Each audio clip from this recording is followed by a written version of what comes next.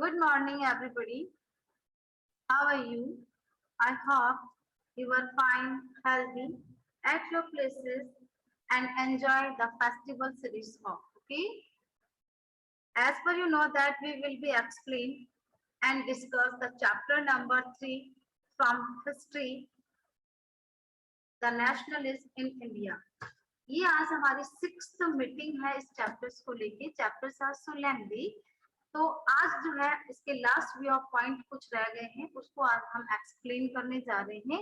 In this series my first teaching point is the sense of collective belonging, यानी the sense of collective belonging. इसका मतलब होता है सामूहिक अपनेपन का जो भाव है, यानी एक समूह के अंदर एक सेंस आया कलेक्टिविटी का, यानी सामूहिक अपनेपन का. उस पर यहाँ पर कुछ कमेंट्स और डिबेट्स है जिसको हमको पढ़ना है. Nationalist movements spread when people belonging to different regions and communities began to develop a sense of collectivity, belonging, undeveloped, and the sense of collectivity, belonging developed through the experience of united struggle. जैसा कि topic ने कहा कि the sense of collectivity belonging, यानी सामूहिक अपनेपन का भाव जो है लोगों के अंदर आया. और ये जो नेशनलिस्ट जो मूवमेंट था, ये स्प्रेड हुआ लोगों के मध्य और अलग अलग क्षेत्र के मध्य और अलग अलग क्षेत्र से अलग अलग कम्युनिटीज के लोगों के मध्य. ये जो है सेंस ऑफ कलेक्टिविटी की जो बिलोंगिंगनेस थी, यानी निश्चित रूप से जो ये हुआ था उसमें कुछ काफी डाउटफुल सेंसेस थे. यहाँ पर जो कलेक्टिविटी बिलोंगिंग्स थी, यानी जो सामूहिक अपनेपन की जो भावना संबंधित थी, उसमें developed through the experience of the United struggle. यहाँ यूनाइटेड स्ट्रगल्स के लिए एक डेवलप्ड एक्सपीरियंस जो था वो क्रिएट हुआ. But many cultural process also contributed to it. History, fictions, folklore songs, popular prints, and the symbols all played a part in the making of nationalism. It was seen in India during its freedom movement. ये कहता है but many cultural process, ऐसे बहुत सारे cultural process थे also जिसको contribute किया गया था टू इट. हिस्ट्री फिक्सेशन में, फ्लोकलोर्स के अंदर, गानों में, पॉपुलर प्रिंट्स में, यानी लोगों ने अलग अलग तरीके अपनाए. बहुत सारे स्लोगन है, सॉन्ग है, फ्लोकॉर्स है. फ्लोकॉर का मतलब यहाँ पर होता है कुछ हमारे क्या कहते हैं, जो लोक साहित्य, लोक उससे संबंधित शब्द है. तो इस प्रकार की प्रिंट, सिंबल, चिन्ह, ये ऐसे थे जो कि नेशनलिज्म की भावनाओं को हमारे में से बाहर निकालता है. और ऐसा भारत की स्वतंत्रता के मोमेंट पर भी काफी देखा गया. In this series your second point is creation of, देखिए, creation of identity for nation. अब यहाँ पर कुछ ऐसे क्रिएशंस हुए जिससे हमें हमारे राष्ट्र की जो पहचान है वो हुई. The identity of nation is most often symbolized in figure और इमेज. यहाँ हमारे राष्ट्र से संबंधित बहुत सारे सिंबल समझते हैं ना आप, फिगर और इमेजेस जो है उनको आइडेंटिफाई किया गया था.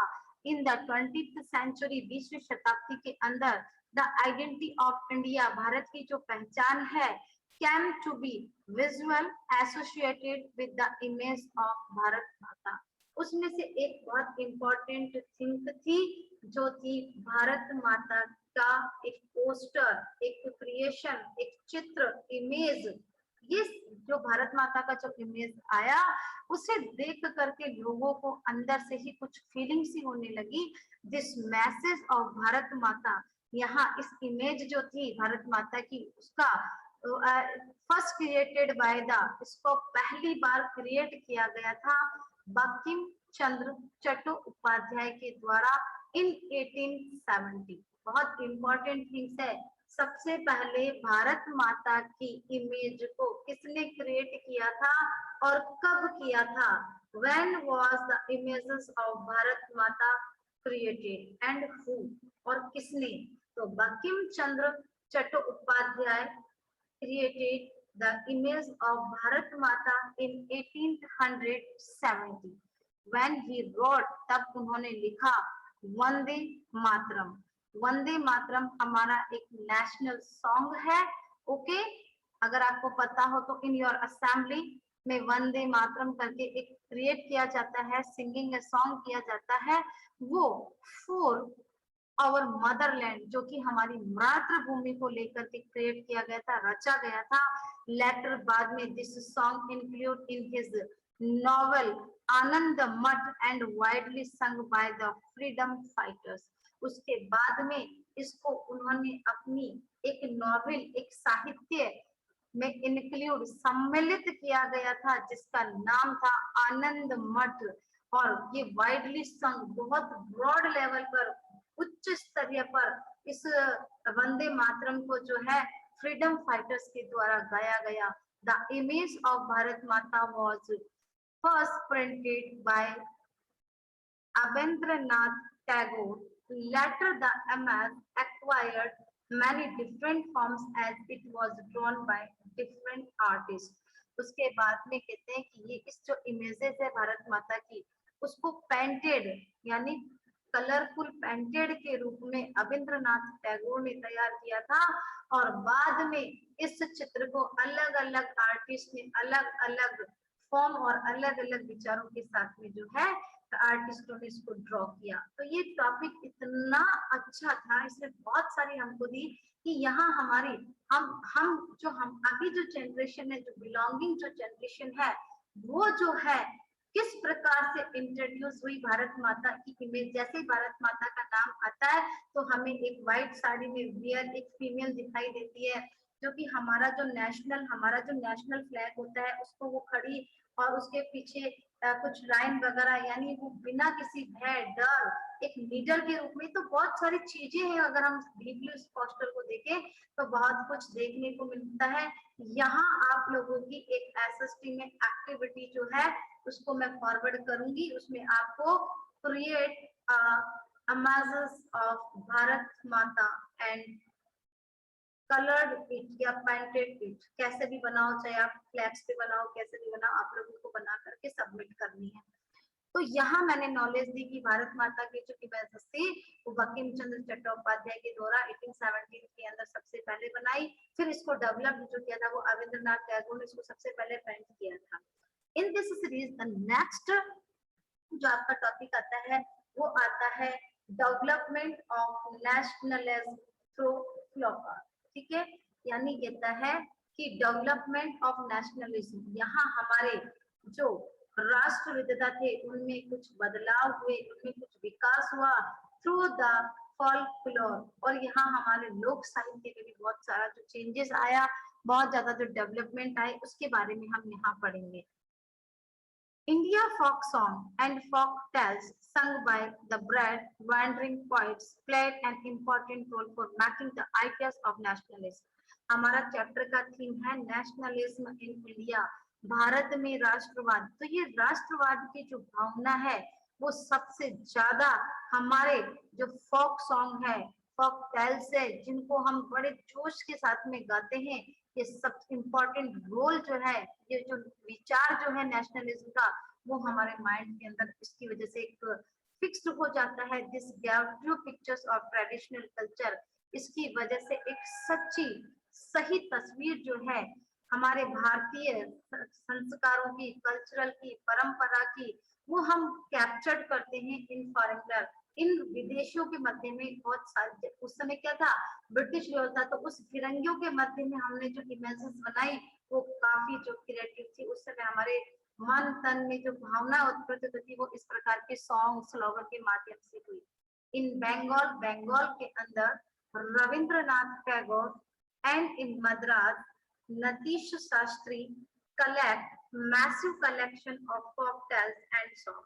यानी रविंद्रनाथ टैगोर और नतीशा शास्त्री नाम की जो बंगाल के अंदर पर्सनालिटीज थी, उन्होंने इस प्रकार के सॉन्ग और उसको काफी कलेक्ट किया। which read the moment for folk arrival, उसमें अलग अलग जो हमारे संघर्ष हुए थे उससे रिलेटिव शब्दों को इसमें इन्वॉल्व किया। as the national movement developed, nationalist leader accepted the symbol with unified people. और उसके बाद भी हमारे जो राष्ट्र के जितने भी मूवमेंट हुए, जितने भी राष्ट्रवादी भावना के अंदर जो हमारे डेवलप हुए, उन लीडरों ने एक्सेप्ट किया इन सिंबल को और उन्होंने यूनिफाइड पीपल और उनको एक पीपल ऑफ यूनिफाइड की कैटेगरीज के अंदर रखा। फिर हमारा इन दिस सीरीज में आता है next topic, design of national flag. ये भी बहुत इंपॉर्टेंट है, आपका चैप्टर देखिए ये आया लिखा हुआ 4th नंबर पर, डिजाइन ऑफ नेशनल फ्लैग, यानी हमारा जो झंडा है, नेशनल फ्लैग है, जिसे हम ट्राई कलर भी बोलते हैं, तिरंगा भी बोलते हैं, इसके डिजाइन जो है वो किस प्रकार से क्रिएट हुई। तो ये यहाँ कुछ एक तो क्रिएशन ऑफ भारत माता और डिजाइन ऑफ नेशनल फ्लैग, इसमें से शॉर्ट क्वेश्चन आ सकते हैं। ड्यूरिंग द स्वदेशी मूवमेंट, जब स्वदेशी मूवमेंट चल रहा था, ट्राई कलर 3 रंगों का, उसमें देखो सबसे पहले red, green and yellow. Wait now बेटा, ओके।